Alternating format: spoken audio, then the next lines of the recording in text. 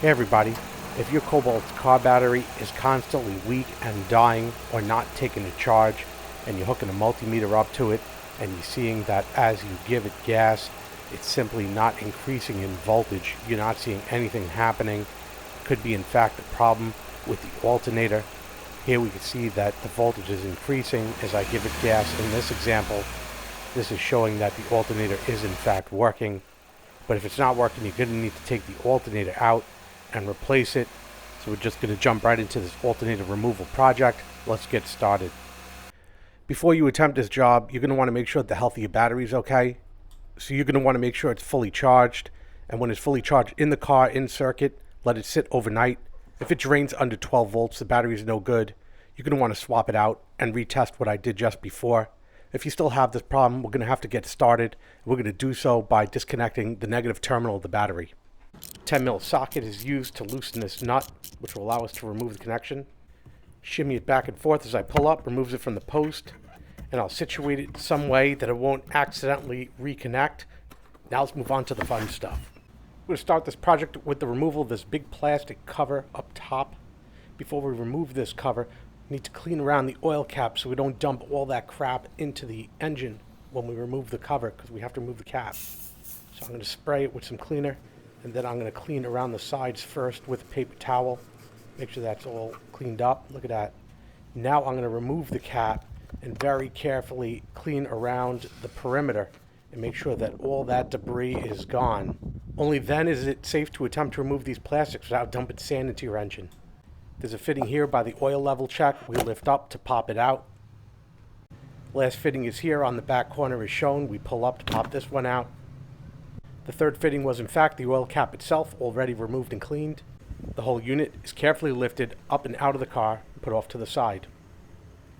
Immediately the oil cap is placed right back on. This piece will be stored in a safe place so nobody steps on it until we need it again at the end of the project. This unit will be removed next. It sits between the air filter over here and the throttle body below. This is the air filter. I may elect to remove this too and inspect and change the air filter. Using canned air to blow out any debris around this area. This is where it meets the throttle body. I don't want to contaminate this area. We're just going to clean this up for a sec. There's a hose clamp here with an extended screw. So I'm going to turn this screw to loosen it. There's also a positive stop on this screw when you reach the end. Then we'll remove the hose clamp on the air filter side by loosening it. See a hose going from the engine to this unit. It has two hose clamps on it. I'm going to use a small pair of vice grips to loosen that clamp. I'm choosing the clamp that's connected to the engine, and I'm wiggling it towards the center of the hose so it's off the fitting, just like that. Given a choice between the two clamps, I'm not going to choose the one that's plastic on this side. I'm going to choose one that's aluminum on this side. See, right here is a plastic retainer clip. I'm just going to lift up the top with a flathead screwdriver, and once the top is lifted up, I'll be able to remove the entire clip just like this. Here's what that whole clip looks like. We're going to put this off to the side so we don't lose it. Use a flathead screwdriver to very gently pry the hose off of the fitting. It's been sitting on there for years. By using the flathead screwdriver, sort of prying it away so that it disconnects, makes it easier to remove. Being careful not to damage anything. And by doing so, I'm able to simply pull it right off. Now I gently lift this hose out from the airbox and lift the whole unit right off the throttle body, no problem. That whole unit, now being fully disconnected, is lifted out from the car. Immediately, the first thing I do is I fill the throttle body with clean paper towel so I don't get any contaminants inside the engine. A nice collection of stuff to clean is slowly growing in the garage. Take a quick moment just to remove all the foreign matter I found under here thus far. And then I'll blow out the rest of the crud with air just to remove everything. I want everything clean before I work on this area. Certain areas of the cable dressing had completely disintegrated without rhyme or reason. You see as I'm displaying here. So I went around to the entire engine bay and I had tested the areas, and certain areas, as you could see, completely gone. So I had stopped for a moment and went and redressed all those areas with new cable fittings and taped them together, Super 88. Everything dressed in brand new, really nice. Again, it wasn't heat exposure. Some areas were exposed to even hotter areas, had no effect. I just thought it very strange, but I wanted to cover this issue. So the air filter was also nasty, so I'll clean out that compartment, order a new filter, so it arrives when I'm ready to swap it out. We can now see the alternator fully exposed, having removed all those parts. If this were any other car, we'd be ready to remove it. There's a bit of a challenge on this car loosening the belt, so we're going to do that now. The belt is right over here, but the tensioner is not accessible from above the car. We're going to have to go below to get at it. As we'll be removing the front passenger tire, I brought out a small jack and jack stand for this task. I'm going to emphasize jack stand here because if you can work on a car that's supported only by a jack, you are a special kind of stupid. Buffered the jack with wood to take stress off of this old frame. We lift it up. Also get a little bit more height off of this jack. I don't have to extend it all the way, pulling the car towards me. I slide the stand under a place that's already been pre-chewed. I'll just lower the jack down onto it, locking the car up. If you're willing to work under a car without a jack stand, you're willing to die for a Cobalt, this video isn't for you. And that's my warning. If you're running the super cool OEM plasti rims like I am, you're a trooper. 19 mil, we'll take these screws out. Conveniently, 19 mil will also take these bolts out as well.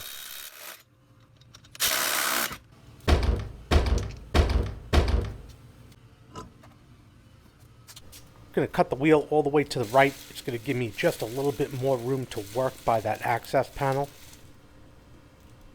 We'll be removing this panel next.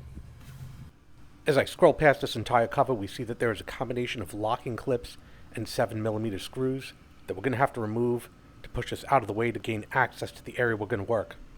We're going to be starting with locking clips first, and mind you, I'm going to be doing this with one hand. I can't stick a gimbal onto the car, so I'm going to be using a screwdriver to pull them out. This is the first portion, and once that portion is pulled out, the rest of the clip generally comes out with it as one piece.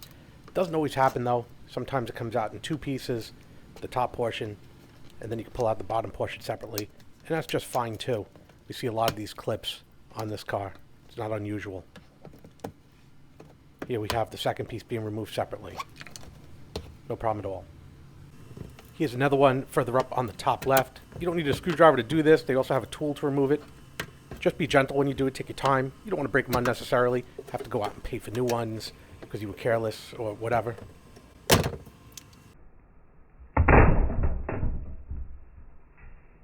You can see I got lucky right there. And we got another one on the inner well right here just above the 7mm screw. So we're going to pull this out in the same manner. This one comes out in two pieces. Last tab is on the underside, all the way towards the front of the car. We pull this one out, and that'll conclude tabs. We're going to move on to screws after this one has been removed. I demonstrate by giving the whole thing a little jiggle. We see everything's moving along real nice. We'll remove the first of our 7mm screws. This one is the one right in the wheel well area. The second screw is on the underside, just near the first 7mm screw. We can see that just to the left of where we're working. With this screw removed, we're ready to pull away the cover. Quick inventory shows you should have 5 clips and 2 screws before you proceed with the next step. So we're first going to start on this side, just pulling it down and out of the way, just like that. And then we're going to push it under the frame just enough to get it out of the way. We don't want to bend it and contort it too much, just very gently bent and out of the way while we're working on the area. We just don't want to leave it here for days on end like this. And this exposes the area we're going to need to work. As we look up here, we're going to see the tensioner, and this is the pulley on the tensioner where the belt is held. And right over here in this section, highlighted for you, is the 3/8 fitting that we're going to put the tool in order to rotate it counterclockwise to relieve tension on the pulley to remove the belt. If you went to AutoZone to borrow a tool like this, Serpentine Belt Tensioner Tool 27115, you're going to be disappointed. I'll show you why. Even though it's got a 3/8 fitting on it, the bar is so long without a break in between, it's simply not going to be able to fit within the 3/8 slot and then rotate at the same time. It's going to hit something, either the front of the car or it's going to hit the rotor. It's just not going to work. The cheapest way to get in the game without spending money like you do this for a living is to buy these 2 parts separately off of Amazon from Gear Wrench. I'll give you these 2 part numbers now. Here's the Gear Wrench Universal Wrench for $25 and change. And here we have the 3/8 bit for it for $12.18. So it's like $37 for everything. It's better than paying $70 for a whole set. So I'm going to highlight that 3/8 fitting one more time. We'll put the tool right into the fitting, pushing it up against the belt tensioner, and that's it. Too easy. I'm going to demonstrate the belt tensioner rotating now in a counterclockwise fashion. I'm going to rest it up against this nut now to show that the belt is loose. I find this method useful, especially when putting the belt back on and working with one hand. I release it back in a clockwise direction, and the belt is retensioned. An optional extension could be added to this gear wrench part 368071 to make pulling this bar easier. This time I pull the tool far enough forward that there's enough slack on the belt that I'm able to slide the belt off of the pulley. Once it's off the pulley, I slowly release the tool back, and now the belt is off. From the top side, I slip the belt right off of the alternator pulley. The alternator has 2 cable connections. One is visible here, but I feel they're just too hard to reach while the alternator is mounted, so I'm going to wait till it's deinstalled to pull those connections. There are 3 13mm bolts holding in the alternator. There's 1, there's 2, and there's a third one all the way down here. Let's see if we can see it. There it is, way down there. We're going to remove those now.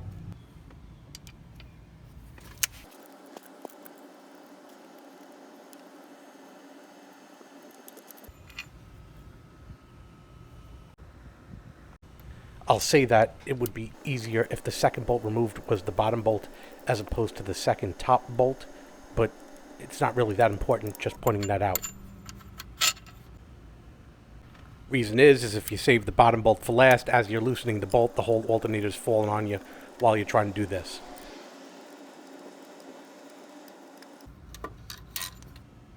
I'm going to rotate the alternator now to expose the cables that we need to disconnect. One is fitted with a connector, another one with a nut. The connector has a small locking tab that needs to be lifted, and then it pops right out. We can see that tab right here. Rubber shielding covers the nut. I push the shielding away, which exposes it. It's 13mm. Break it loose first with a wrench, and then once it's loose, I just spin it off with my fingers. Being careful, of course, not to drop the nut into the engine, which would really be a pain.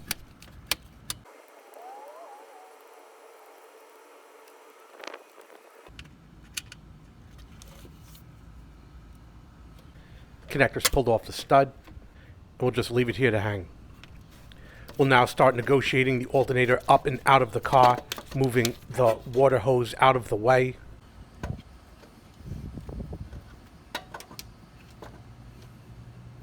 The alternator comes out with very little effort. It's removed from the car. It's either brought to a local car parts store for testing or replaced. If you're keeping the alternator but want to replace the voltage regulator or the brushes, click the link on the top right. Will take you to that video that shows how to do that. You'll see that I'm going to have to deflect that water hose again out of the way in order to fit the alternator under here. So we're going to move that hose. Take our time. Don't want to break nothing. No connectors or anything like that. Just get it in a position down there in the well. Just like that. We can see a threaded stud that we're going to have to rotate towards the cable to make our first connection. And there's a cable right there with a rubber shroud around it. I'm just going to turn this a little bit to bring it closer and put that connector over it.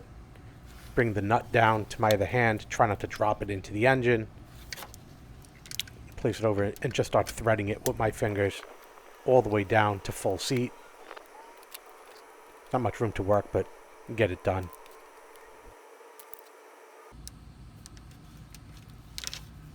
Then we'll come in here with the wrench and we'll snug it down nice and tight.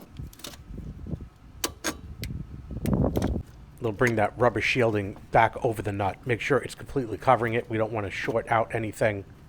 Take your time, ensure that this is done correctly. Now I'm going to rotate the alternator up into its mounting position. That is to say, so that the mounting points of the alternator line up to the brackets there on the motor. This connector I'll put on after I've got the alternator mounted. I'm just going to move it out of the way for now so it doesn't break. And I'm going to drop in the bolts one by one, just finger tighten them in.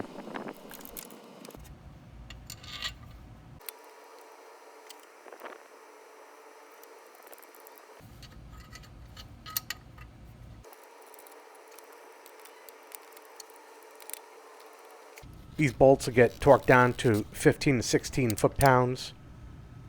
Now I just need to carefully lift that serpentine belt up and over onto the pulley. So I'm going to flip it right up over and make sure it's within the tracks. Everything looks good. So we're going to make our way now to the bottom of the car and put the belt back around everything onto the tensioner. Taking a look at this belt, bending it and contorting it in different directions to see if there are any cracks. If there are any cracks in the belt, it's going to have to be removed and replaced with a new one. This one looks good. It was recently replaced. We're going to keep it. I'm doing this a little awkward because I have a tripod in the way. I also don't have an extension on the bottom to hold this, so I'm using the nut there to secure it. And I'm getting the belt almost entirely in a position, but almost around the pulley there. And what I have to do right now is I need to pull it a bit further. And I'm pulling it with my hands to get it further, to clear it and get it in between the tracks. And then once it's in between the tracks, it's in. See, I pull it further, so now I have enough slack to get it in there, and now it's in. And we can see that if I leave it pulled against the nut, there's enough slack to actually move the belt and make sure that everything is sliding around that whole circuit. Everything is in position, nothing's binding. We can see the whole belt is turning through the whole system. Everything looks good. This is just a test that I do. And now I'm going to remove the tool, and now there's tension, and we'll see that I test that tension. Everything's looking good. And we can see the whole circuit of this belt. It starts here at the engine, makes its way up here to the idler pulley at the tensioner, then all the way up there is the alternator.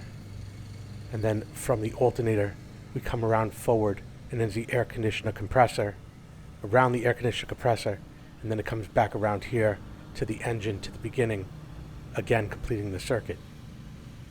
You'll notice that not all of my tool came out when I removed it, so I'm going to have to go back down there and fish that out. No big deal. Be aware if you're using this kind of tool that it leaves the bit in sometimes. There it is. The next goal here is to get as much done possible, only to get the car running safely so that we don't repeat work. So we're going to get the air filter done right quick. We're going to put this housing on right here, and that's it. I'd already noticed the air filter was nasty. I got rid of it. Just going to clean out this box right quick.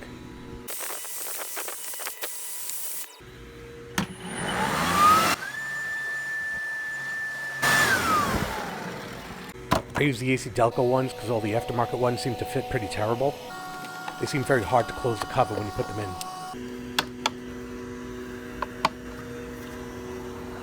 Now I'm going to remove this piece of paper towel I put in the air filter, and now in the throttle body, and I'm going to clean out some of that dust that was in the throttle body. I'll clean it up completely in another video. Also going to clean up the base of this air filter and around here.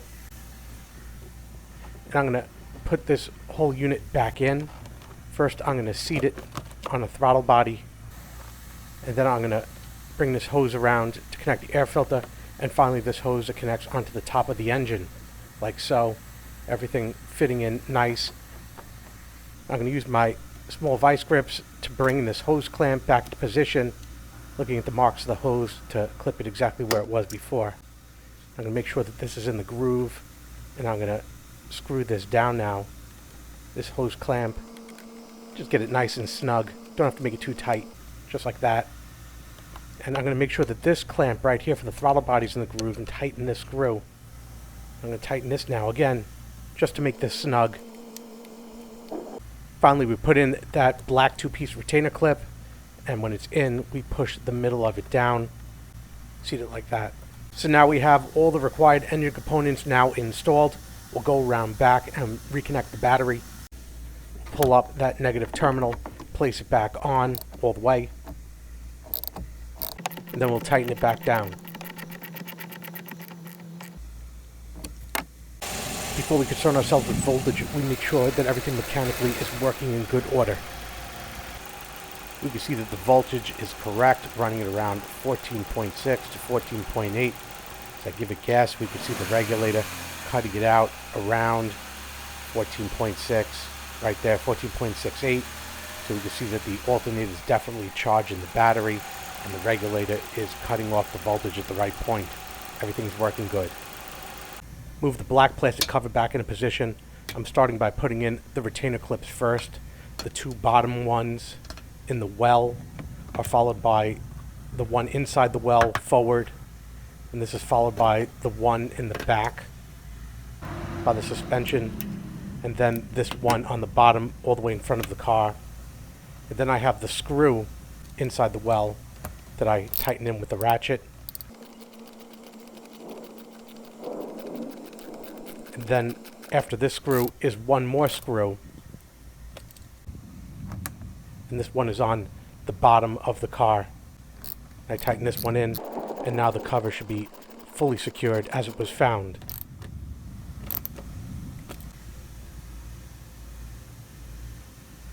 So now I'm going to rotate the steering wheel back to the center position to put the tire back on the car.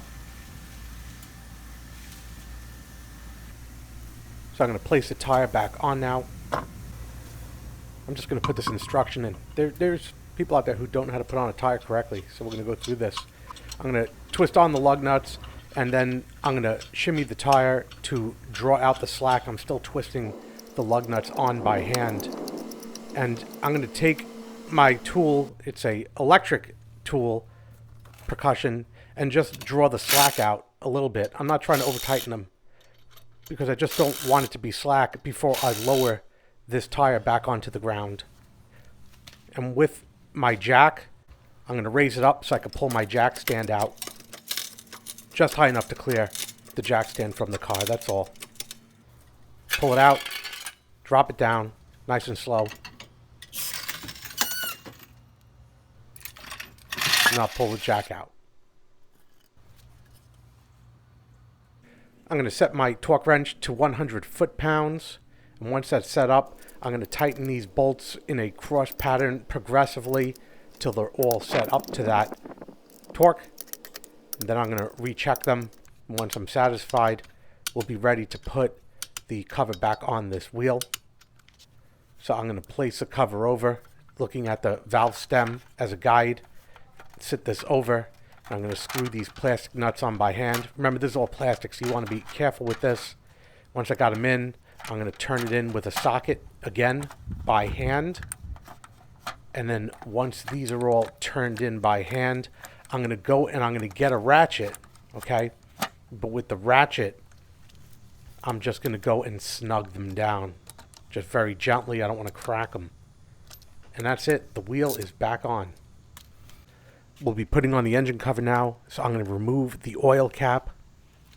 I'll lay the cover down in position using the cap for alignment. I'll snap this first piece in by the oil dipstick. You'll feel it pop in when you push it in. There it is. After that, I'll put the cap back on and lock it down. I'll snap this fitting in on the rear over here. And that's it. This engine is all back together. This project is over, and we got a new air filter out of it too. Brand new or repaired alternator, now in the car, running, charging the battery, no problem at all. This is stuff that you can do in your driveway without paying a mechanic to do it if you have the correct tools. Hit that like button down below, helps me out a lot when you do. Hit that subscribe button for more videos. Again, I hope you enjoyed this video and found it helpful. Thanks for watching. Thanks for watching. Would you like to reply?